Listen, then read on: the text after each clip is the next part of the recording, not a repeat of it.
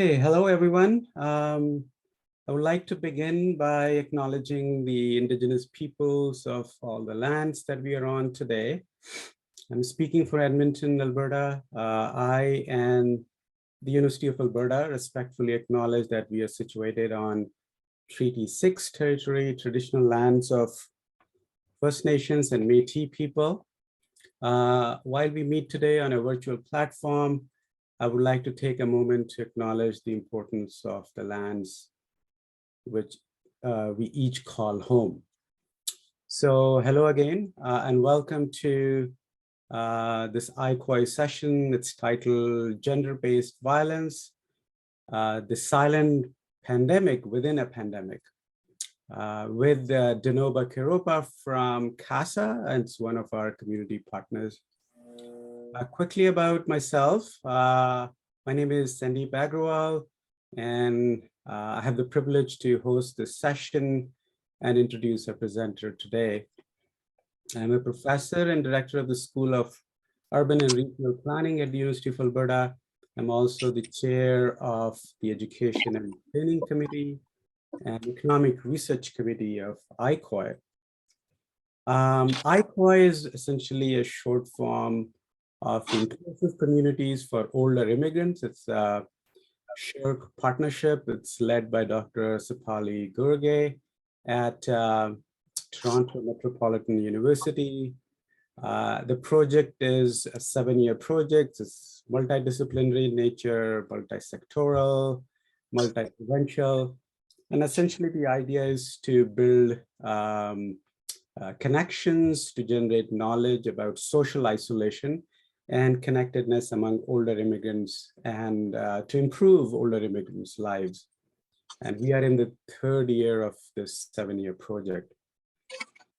So for more information and the other training sessions, such as this one that are coming up, you can go to the ICOI website, which is www.icoi.ca/news. Just about today's session, very briefly, it's about 25-30 minutes, followed by the Q&A. And again, you will get a chance to ask questions. And you can keep putting your comments or questions through Zoom chat throughout the presentation, if you like. So at this point, I would ask all the viewers to mute their microphones. You can keep your video on if you wish to, as long as your broadband allows that. So without further ado, just briefly introducing our presenter, Dinoba Kiropa. Her bio was attached to the description of the session that went out to everyone. So I'm going to just do a quick introduction of her. So Dinoba is the project manager of a national research study on gender-based violence being led by the Council of Agencies Serving South Asians, which is CASA in short. She's a political activist and community organizer, and has worked extensively in the field of gender equity at the intersection of race. She has an undergraduate degree from the University of Toronto, and a Master of Public Policy and Global Affairs from the University of British Columbia. Dinoba has worked at the United Nations Children's Fund at the Regional Office of South Asia and Nepal, where she was instrumental in writing country profiles on the barriers to education faced by South Asian girls in rural communities. So as you can see, Dinoba has a lot of experience in this area. So welcome, Dinoba, and thank you for joining. And now the floor is all yours. Thank you very much for that introduction, Sandeep. And thank you very much for having me, and Kurit for organizing as well. I'm very pleased to be here. So today's presentation, it's going to be me just chatting through a national study that I've been leading with a team of 4 outreach coordinators throughout the country in 3 regions, so British Columbia, Alberta, and Ontario. And we've been working or chatting with South Asian Canadian women about their experiences around gender-based violence, specifically around the pandemic and after. But before I get into that, I just want to quickly just let you know what CASA is. So as Sandeep had mentioned, CASA is the Council of Agencies Serving South Asians. So we're a group of various service providers, various agencies, organizations who have come together, partnered up. And CASA is the sort of umbrella organization partnering with everyone. So and before I go into the actual study, I do want to mention the outreach coordinators who were instrumental in the study. So Akila, Somi, Benny, Tasvia, they've worked countless hours, hard work in all of this. So we want to appreciate what they've done for the study as well. So if there's any questions, please do let me know at the end. So, and one other thing I want to recognize as well is while this study is about South Asians in particular, I think what we've found from here is very relevant to so many other communities and the women in various communities who are going through similar experiences. So it can very much be extrapolated from this.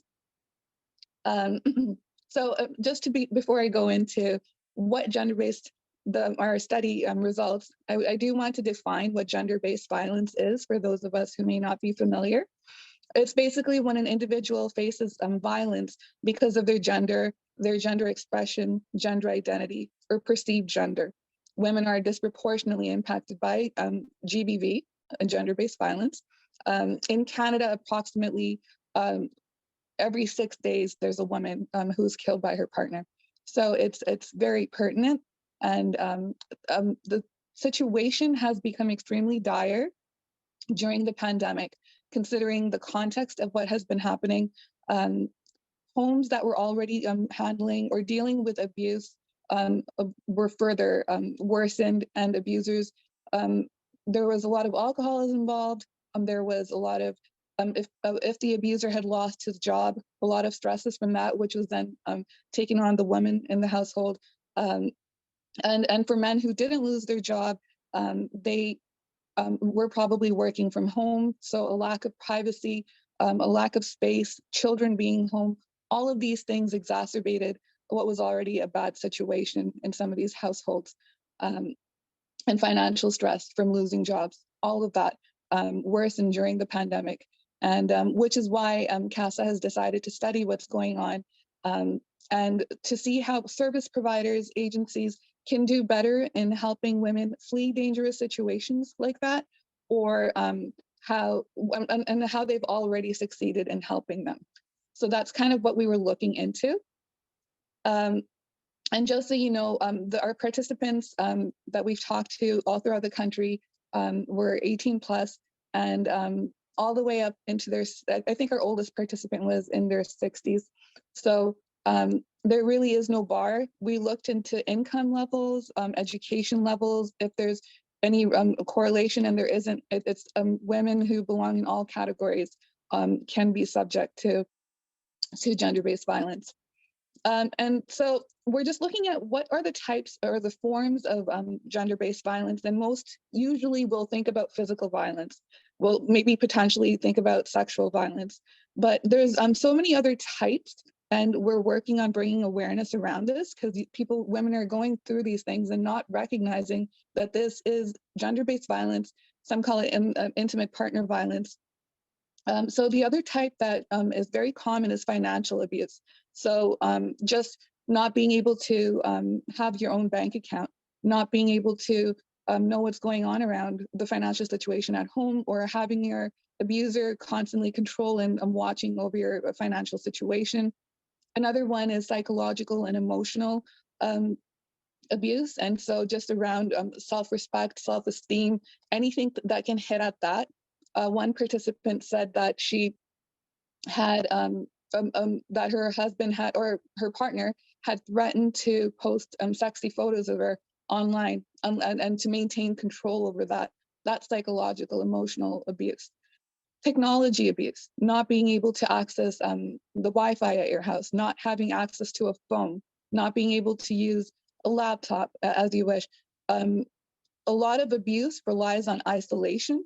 And so having access to technology connects you with family, connects you with friends and everyone. And so isolation, if isolation is important, it's important to remove the technology that enables access to these things.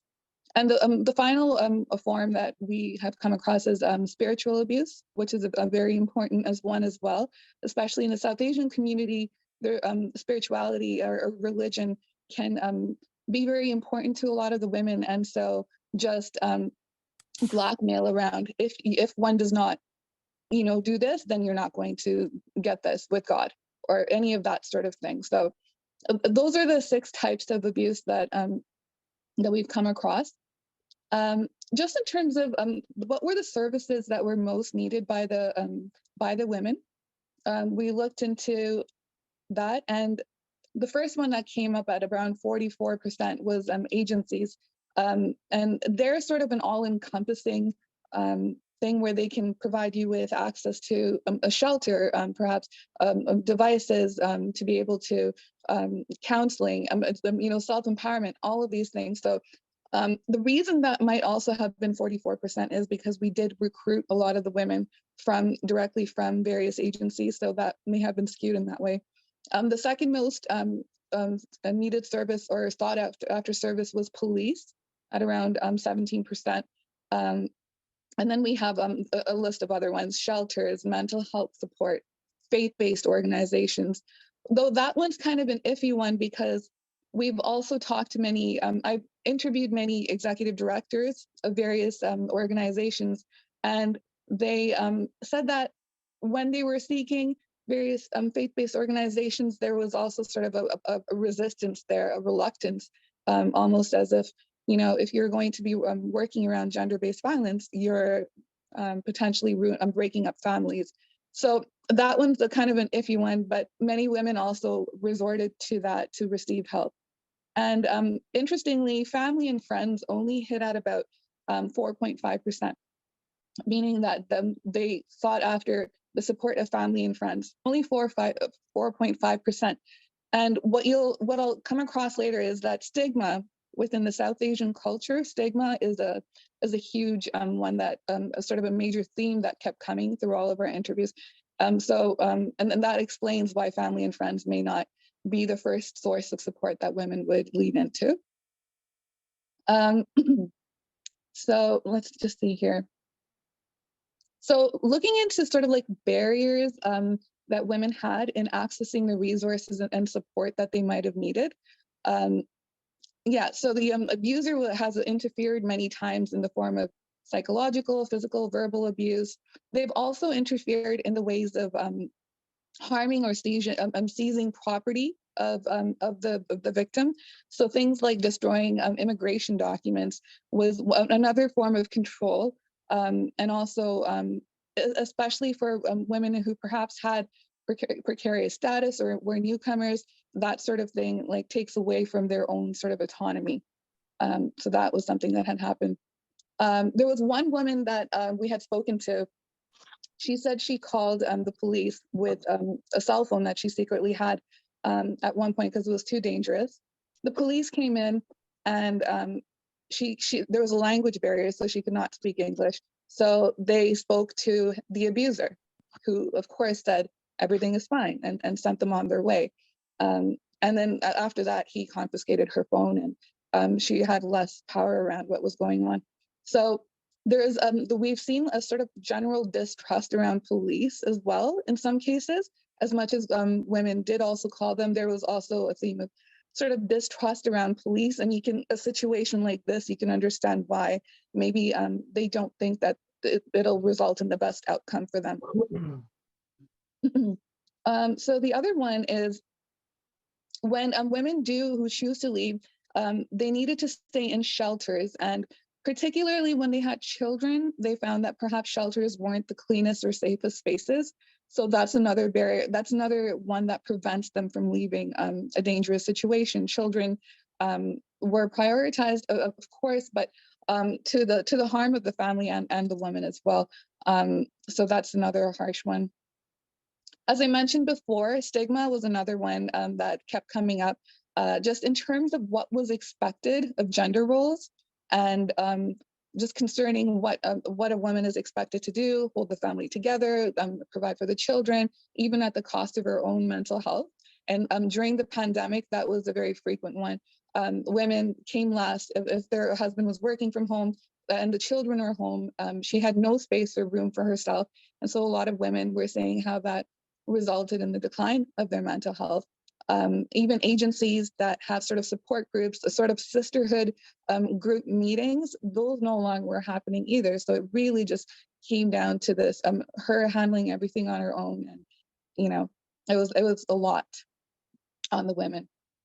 It should be noted that the women who left a dangerous situation, many of them have one of the executive directors, Salco's executive director, she said that many of them go back to their abuser. In many cases, almost 60% Salco seats return back to the abuser. And again, it could go back to family, it could go back to children, or just feeling like there's no other options, or thinking, okay, maybe we can mediate this and figure this out. But many of them go back.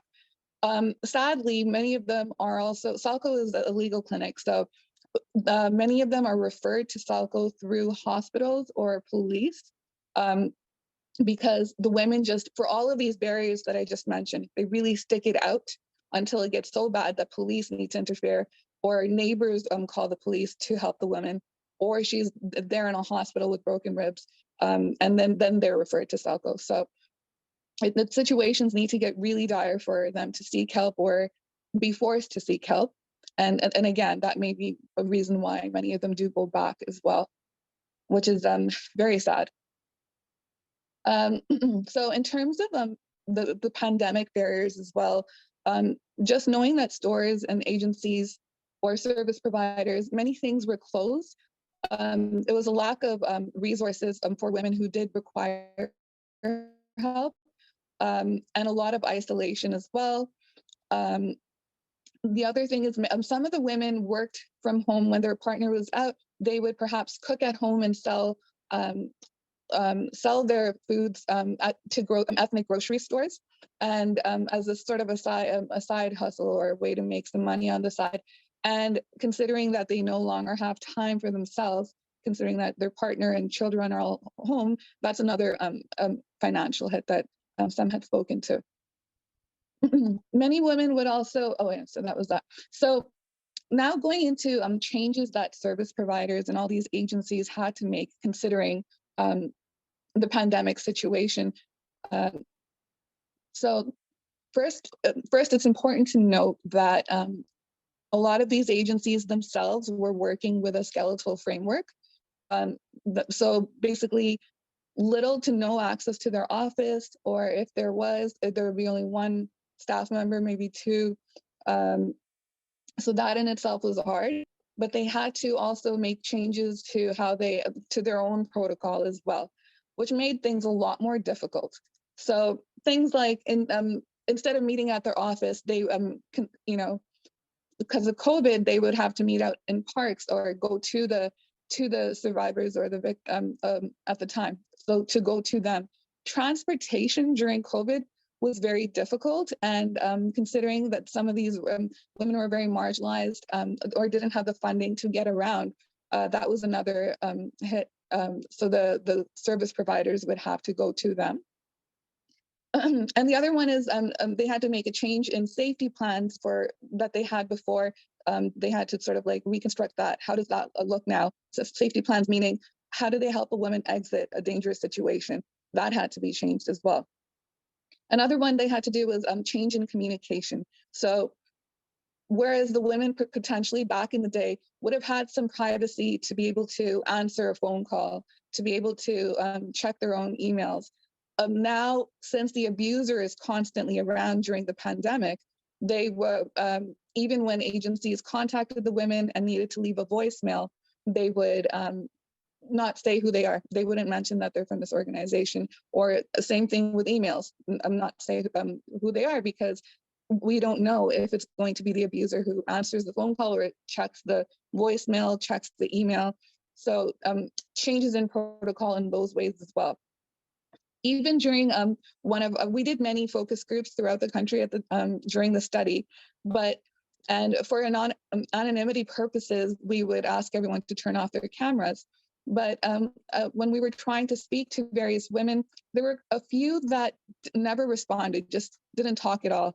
And we knew better than to prod at them to answer any of our questions, because we knew that potentially the abuser was around or maybe right beside her at that point. So we those were even during the study, those were potentially dangerous situations.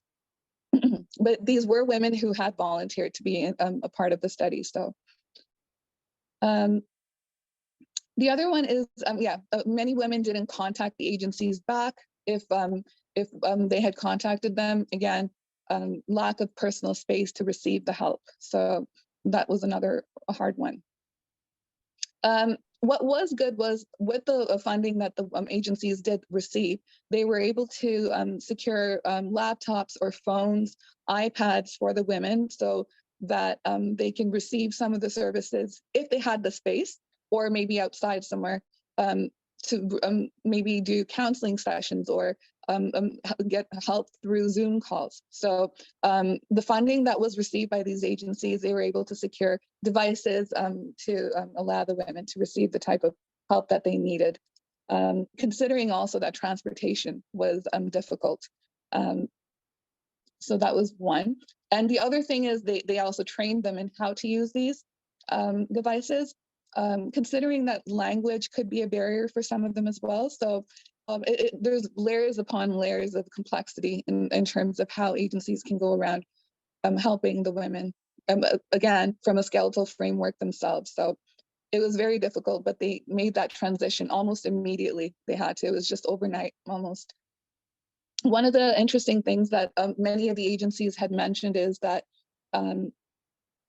once the pandemic hit, immediately they stopped receiving phone calls, the regular phone calls, the regular amount of phone calls that they would usually receive. Almost overnight, it just almost dropped to silence, and which was very concerning because we know that the abuse was probably escalating at this time. But due to fears of illness, of health, and all of that, the women just sort of put up with the abuse, and then I think about a couple months in, maybe 2 months or so in, then they received almost 4 times the number of calls that they usually get. That's as far as we got. So yes, not sure who that was, but yeah, it was. So that was very sad to hear as well. That so clearly there was something happening, but there was that gap where women sort of waited it out, waited to see what was happening, all of that uncertainty with the pandemic. So that was that. So in terms of how the agencies have succeeded in providing the help that was necessary, the number one thing that kept coming up in a lot of their interviews was reliability. And meaning to them, reliability was the cultural sensitivity and sort of the awareness of where they're coming from.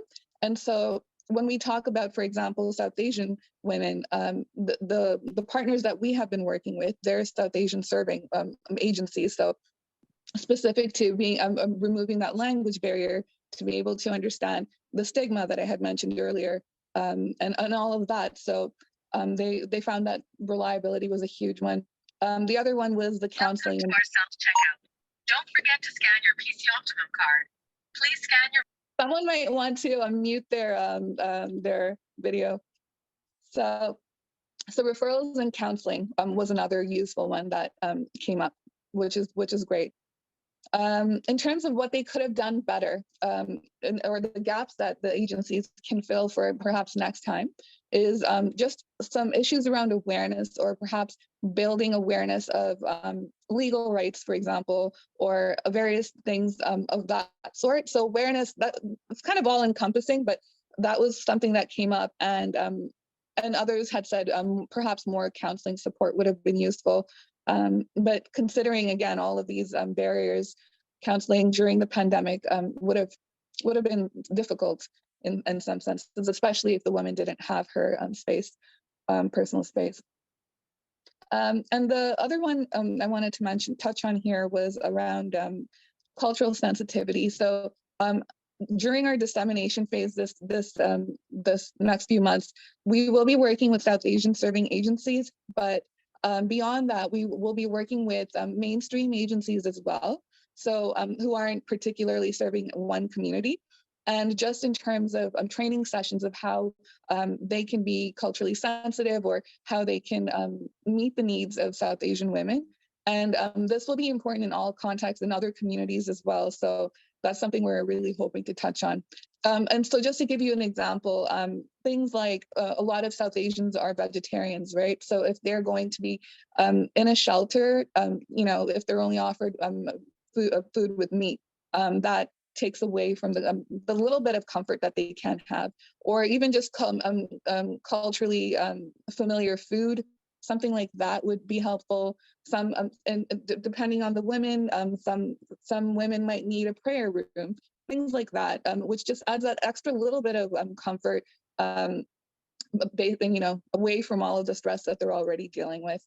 And as I mentioned, stigma again, being sensitive around that, and knowing that cultures are different in that way as well. So one major issue that had kept coming up quite frequently was around legal issues.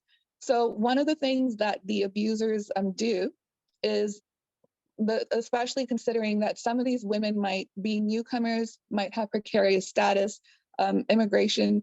So all of that, so the abusers know what to exploit. And so many of them, many women have told us that they were threatened by the abuser that they would be deported. If you don't go along with what I'm doing, or if you threaten me, I'm going to do this. If you threaten to leave, I'll have you deported. So not knowing their legal rights was a huge issue. So we looked into that to see really who can be deported. For our study, for example, only 2% of the women said that they had any sort of knew anything about legal services for survivors of GBV before they got the help. Only 2%. 6% said they had access to a timely and affordable lawyer, and 5% said that they needed better legal support. So it's interesting with this entire study is the government has been funding these agencies, but there was a major issue of precarious funding, meaning that the funding that the agencies had received were 6 months at a time for whatever projects that they're, or cases, depending on the types of work they do. 6 months at a time is left a lot of the agencies scrambling for extra funding every few months. And that's just not a way to be able to, in comfort, be able to provide the services to your clients. For example, when we talk about the SALCO, the South Asian Legal Clinic of Ontario, they deal with legal issues. Those are not complete in 6 months. So even for this one client, they would need to continue to secure funding and not be sure if tomorrow they'll have the funds available to continue this work. So precarious funding is an unfortunate part of what kept coming up when I spoke to all of the organizations and their directors.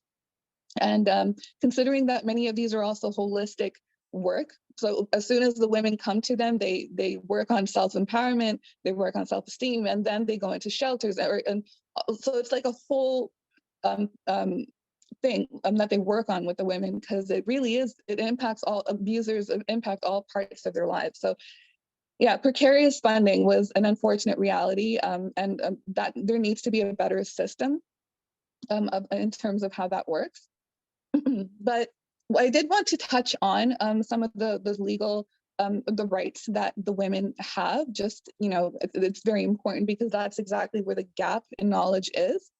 So as opposed to Canadian-born women who maybe don't face the same reality as newcomers or immigrant women,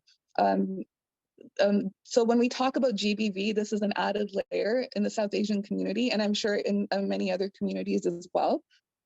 So often the newcomer women's immigration status is tied to their spouse or their partner, which creates a barrier for them to leave the relationship. For example, when we're talking about a sponsorship application or a work permit application, it's contingent upon that relationship. The threat of deportation is very often used by the abusers to maintain the control. And so it works. It's effective, unfortunately. And many times the abuser is the person who has sort of the language knowledge as well. So he would be the avenue for her to be able to even learn about these things. So there's no way that she would have the opportunity to do that, or there's no way he's outing himself for sure. So one thing is that if somebody is a permanent resident, their spouse or partner does not have the power to have them deported for leaving the relationship. So unless there's an allegation of misrepresentation or some sort of marriage fraud, if you're a permanent resident, there's no way you're going to be deported. The sponsored spouse does have the opportunity to defend themselves, even in cases of misrepresentation or what the abuser may claim to be misrepresentation or marriage fraud. But again, it's knowing the potential language barriers, knowing it's just a lot of stress as well, and so it's too onerous on the victim of GBV. But they do have the opportunity, regardless, to defend themselves, which is why legal defense came up as something that they weren't able to secure enough of, or good enough, the quality. So if the victim does not have permanent residence, however, and is dependent on the spouse, it is easier for the abuser to use their precarious status against them. For example, they can withdraw the sponsorship application if it has been submitted already. In cases where the victim does not have the permanent residence, they may have temporary status, such as visitor visa, but if that expires, they will also lose their status. In those cases, there is still a potential to be eligible for a humanitarian and compassionate application or a temporary resident permit. So even then, there is still that opportunity to be able to stay. And temporary status is even more precarious. So we're talking about people with study permits, work permits, visitor visa holders. So for example, they may meet somebody in Canada and let their visa or permit expire and fall out of status as a result. So, and there's also many international students who are in Canada as well, and they, during the pandemic, were in very much a precarious situation. Landlords, they're not eligible for the government's CERB, so the CERB program. So many of the landlords exploited that situation for sexual favors or any number of things, again, going back to GBV. So having that precarity is entirely, can be very hard. And it is important to note that that the government does not usually prioritize removing people. That's not their main thing. Their main focus is on failed refugee claimants and those with criminal records. Those are the people that the government sort of focuses on deporting.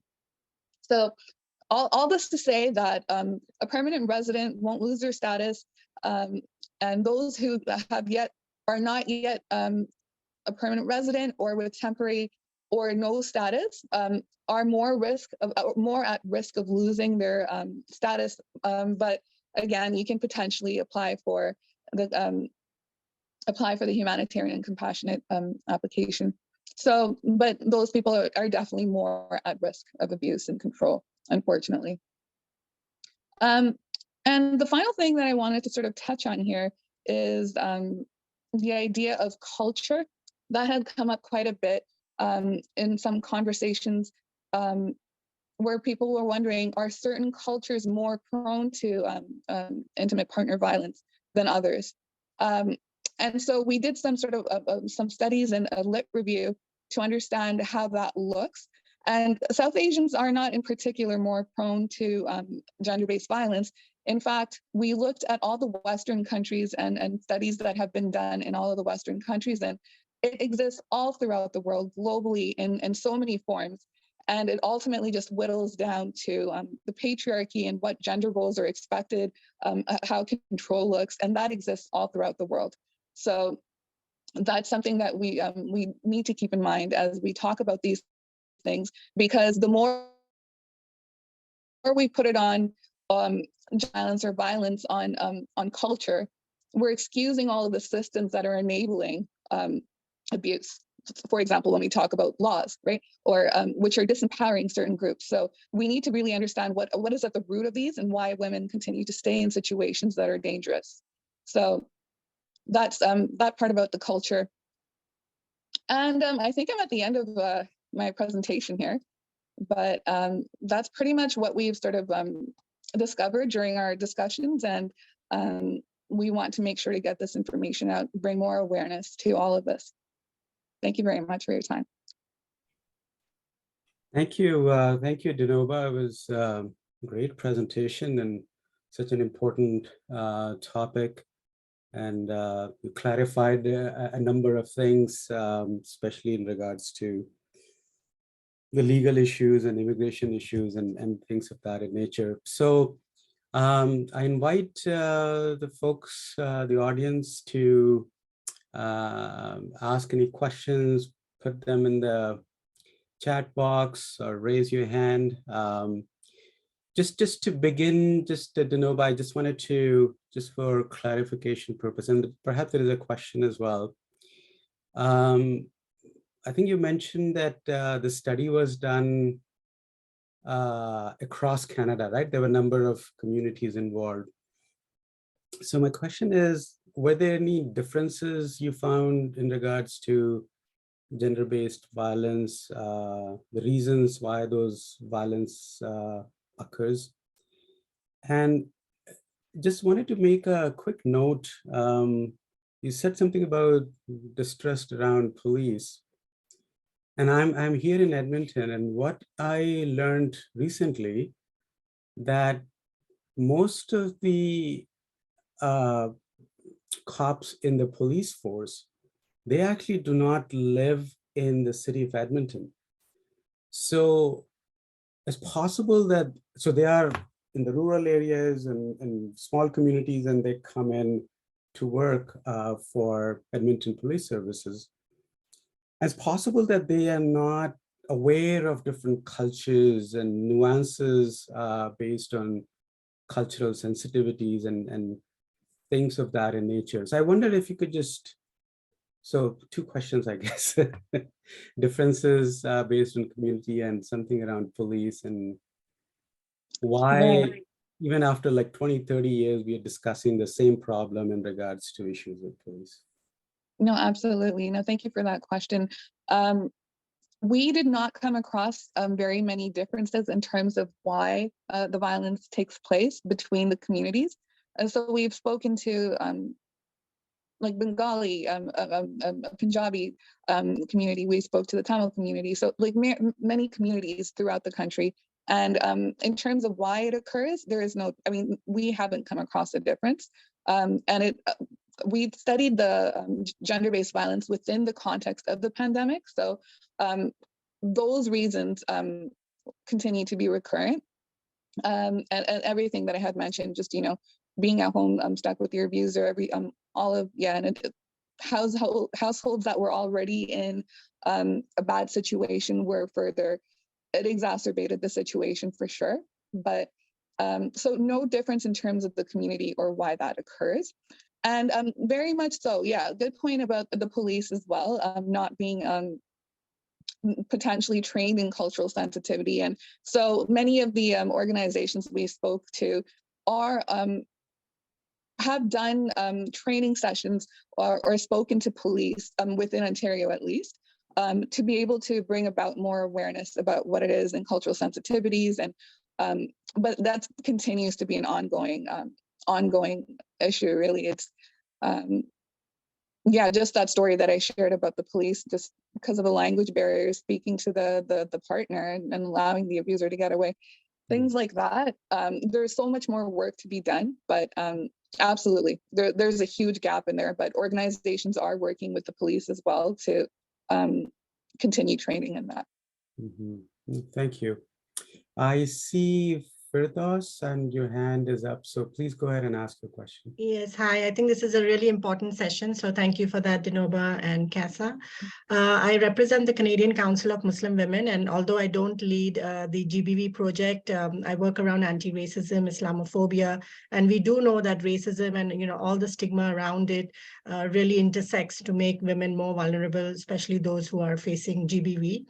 Dinoba, you mentioned the cultural sensitivity that is many a times lacking in shelters or transitional housing. So, for example, women wearing hijab or wanting halal food.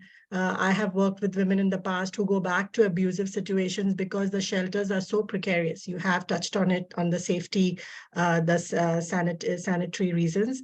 But I feel that we also have a project on human trafficking and sexual exploitation, and some data also reveals that there is recruitment really from in and around shelters. There is a lot of access to drugs, in shelters or transitional housing or around them.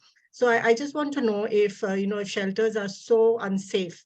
And this is the reason many women really go back to the abusive situation. And you can't imagine, especially in racialized communities, when that happens, the voice that the woman loses, because now she's come back and she's, maybe in a joint family and, loses face sometimes because of, coming back or reporting the husband or the partner. So I just feel, is there any advocacy being done around the safety, and the lack of transitional or, secure housing, because this is so important. So I know of a woman who kind of reported, went to a shelter, and she had a young female child who was with her, but the older male child, who was 10, I believe, or 10 or 11, was put in another shelter in another city. So things like that are horrific for women who have never been separated from their children, and really force them to come back to this abusive situation. So I just feel that we are talking, like Sandeep mentioned, about many things over and over again for many years. But I think the real change needs to come in our shelters, in the way that, shelters are kept or, not kept safe. And I want to know if anything can be done, and organizations like CCMW can help with this advocacy. Well, thank you very much for that question, for that. And you're absolutely right about the lack of safety. That was something that came up as we were speaking with the women.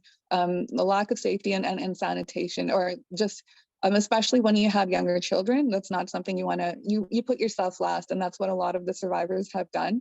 In terms of actual advocacy, I'm not sure that I've come across advocacy personally around safety, but what I do know is that shelters that or transitional housing that is more particular to South Asian women are definitely, they feel safer, more familiar. That's come up quite a bit during the pandemic. Something that had to be done was, because shelters were so overwhelmed, they, using some of the funding, agencies have been able to place these women in hotel rooms, which is probably another sort of like a safer option, because the actual the shelter home itself was overwhelmed and too many people there. So that was probably something that was a little bit more helpful in terms of safety, but that's not any sort of long-term plan by any means. And that was just something particular to the pandemic. But I think that's a great idea, to be able to advocate for more safety. And absolutely, these women leave the shelters sooner than they plan, probably based on if they have a dependent with them, and when they go back, many of them are also living with in-laws. And that's why when we talk about gender-based violence in the South Asian community as well, because we tend to live in bigger families and all of that, in-laws have shown up in some of these stories as abusers as well, and along with the partner. So that they go back to that basically. And so, but good point. And I think that's something that maybe we can also look into, and perhaps ECMW as well, in terms of safety in shelters and advocacy around that. Mm-hmm. No, thanks for that, Dinoba. So please, yeah, keep sending your questions or raise your hand. I see Kerith. So Kerith, go ahead. Thanks, Sandeep. Thanks, Nanoba, so much for this presentation. Really insightful. I learned a lot, and it really makes me think about the importance of the connection between gender-based violence and immigration status. And, you know, in particular, in smaller communities like where I live in the Kawarthas, you know, it makes me wonder if the anti-gender-based violence centers, agencies do have a connection with the local New Canadian Center, for example, or settlement agency in the community, to make sure that there is staff in those agencies that have an awareness of what immigration status means and what the different status means in terms of somebody wanting to potentially leave a dangerous situation. So I wonder if you've come across any information around that from the agencies that you spoke to, if they have connections with you know, local settlement agencies to ensure that maybe their staff, who might not be, you know, culturally representative of the community in which they live, do they at least have an awareness of immigration status and the importance of knowing the sort of detail, the nuances of immigration status for women? Yeah, so many of these agencies that deal with gender-based violence or survivors can't speak to the legal side of things.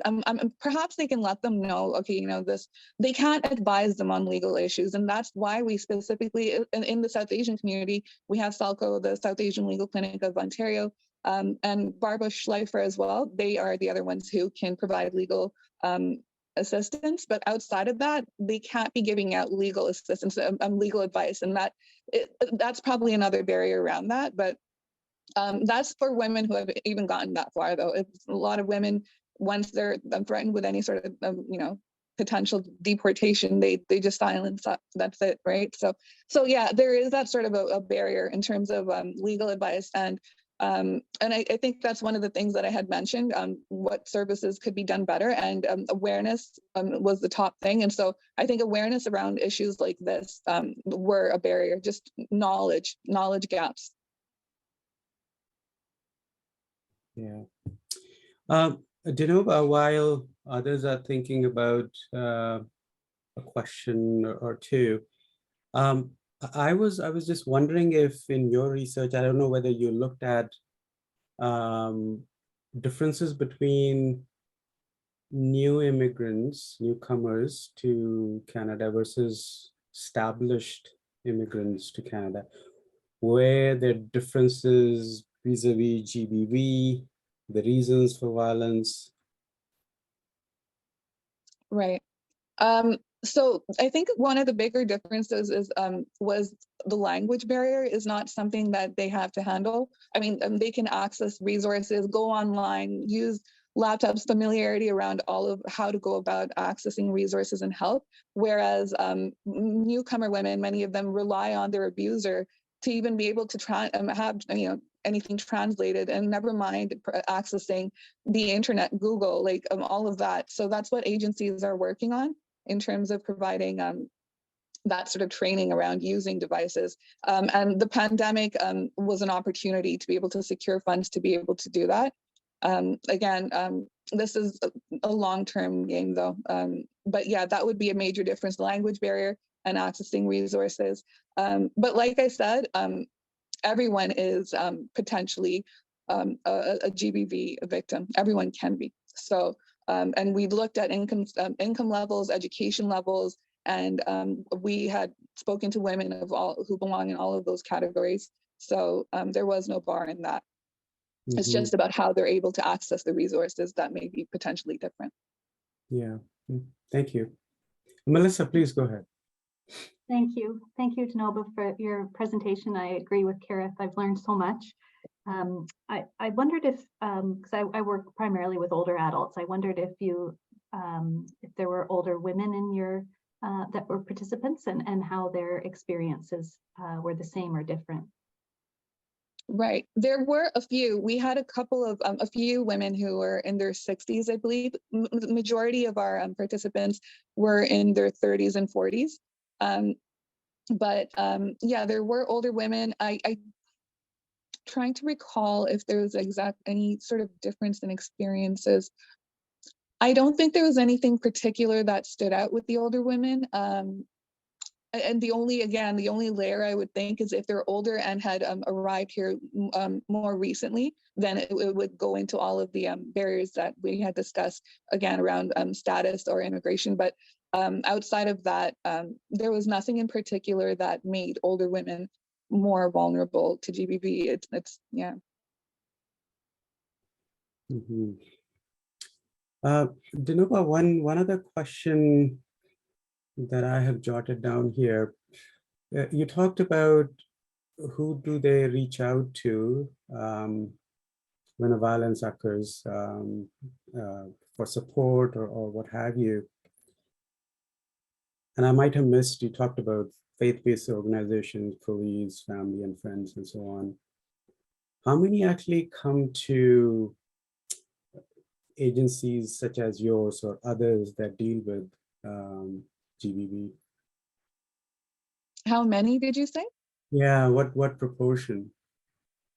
So all the ones, because we recruited our participants from databases that the agencies had worked with, all of them had something to do with the agencies. However, I mean, if we're talking about the general public or general South Asian public, not everyone is aware that these services exist. And even then, it goes around by like word of mouth, things like that, really. But again, that's an added layer of difficulty because isolation is something that a lot of abusers use as a tactic. So when you're isolated, and word of mouth is sort of the main thing that gets, you get your information, especially if you don't speak the language and all of that. It's many layers of difficulties to access or to get help. But word of mouth is sort of the big one that we've heard, and also Facebook groups are a big one that a lot of women use. So Facebook groups specifically for South Asian women. Yeah, so we've heard that was another one. So we're hoping to disseminate our work in those spaces as well, certain types of social media. Gotcha. No, thanks. So there's a question in the chat here. It's about, can you speak more about cultural and GBV? It's from Tanya. Tanya, do you want to just expand on that a little bit more? Yeah, for sure. I guess I meant just culture and GBV. I know, Dinoba, you touched upon that a little bit on how we should separate culture, and it's mostly because of the patriarchy, which is worldwide, that we see the violence. Did you see a little bit of that in the data, or how, where are you speaking from, or could you speak a little bit more about that?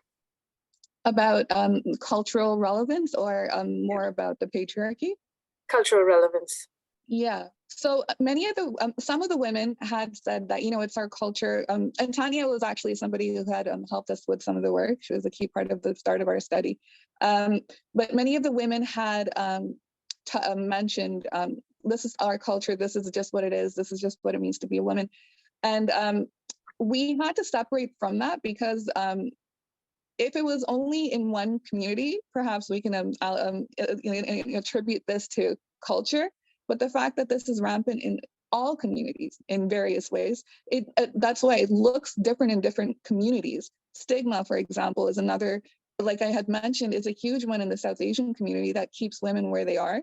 And then, the gender roles of, if you're going to raise children, really, you're going to do this to your kids by leaving man, like you're going to think about yourself. How dare you? Things like that. But culture itself, is not the reason for why women continue to stay in these situations. It's systems and that keep them in place. It's laws that perhaps they're not aware of, or perhaps their situation, like status, could be any number of things that perpetuate this. And that's why we particularly did a lit review from very many Western countries, and it perpetually kept coming up the same way, which is that GBV exists in all forms in various, Western countries as well. So I think culture is not where this comes from. Culture is not the reason that women are stuck in many situations. Yeah. Thank you, Donna. Yeah. Okay, Margaret, go ahead, ask your question, please. Yeah, hi. Thank you so much for this presentation. I had done some research in the past looking at the experiences of Sikh communities who are settled in small towns in British Columbia.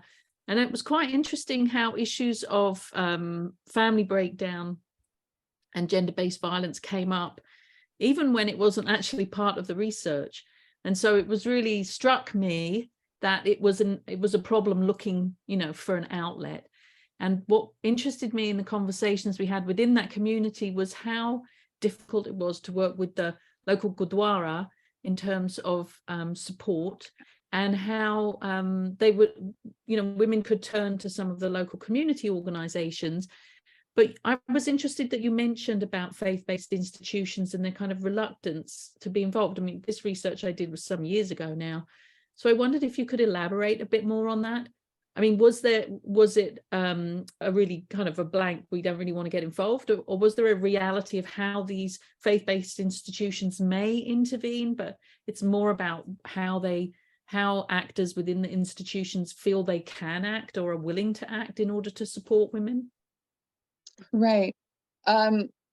So we had received this information from many of the directors that we had spoken to, because as faith-based organizations was a way that many women had received help, but it truly depends on which organization that is and who's leading it. And many faith-based organizations are led by men, and a reluctance to acknowledge that this is an issue, and to acknowledge that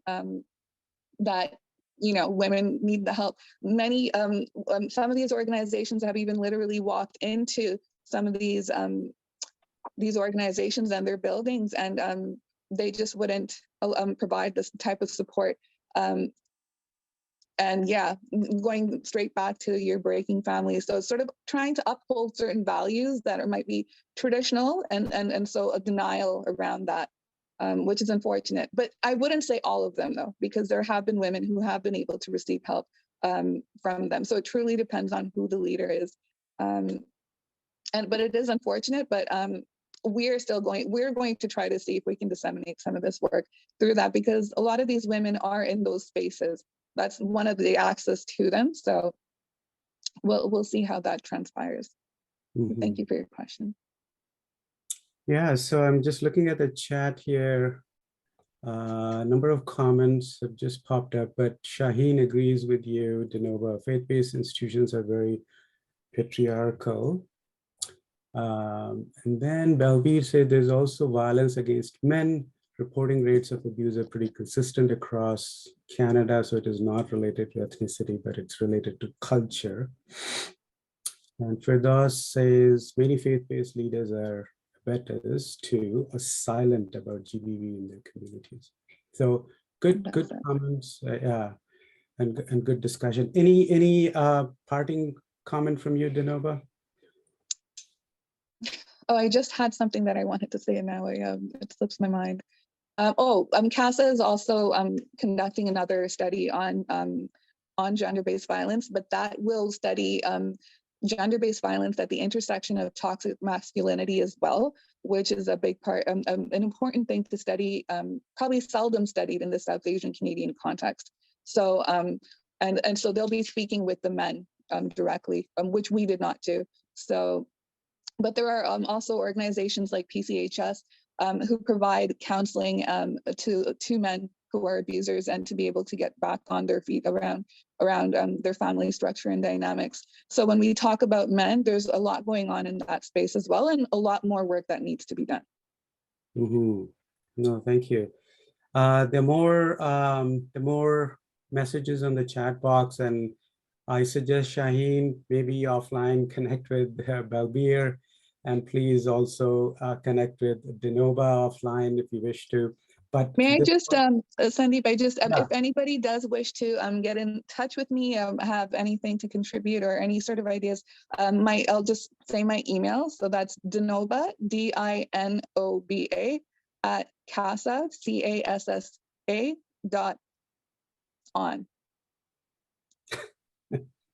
Just .on? Wait, .on.ca, I believe. Geez, now I'm slipping my mind. Okay, do you want to put it in the chat box? Yeah, let me just do that. Yeah, okay. So I just wanted to say thank you everyone for coming to this session, and thank you to Dinoba for a wonderful presentation, and Kenneth, thank you for taking on to organize all of this. And Nushan was the one who I think connected with Dinoba first. Dinoba was supposed to do this session last year, but it just did not work out. But I'm glad that it did today. I just wanted to say that the presentation it's being recorded, so it will be available on ICOI website in the coming weeks. And there may be new sessions that'll be coming up in the future. So thank you and take care, everyone. I don't see Dinoba's email yet, but I think if you can, oh, there it is. So Dinoba at CASA, .com.ca. CASA.on.ca. That's what I was wondering. Where is the country? There's an answer to this. Yes. Will the study you. be available to us? Will the study findings be sent to us? Yeah, we will be, we're in the middle of outreach with agencies. We're doing training sessions and we're creating a toolkit specifically to service providers. We will be reaching out to South Asian serving ones as well as mainstream providers, and the training sessions will look very different because I think the needs are very different. So we will be in touch with you. Excellent. Thank you very much for your time. Nova.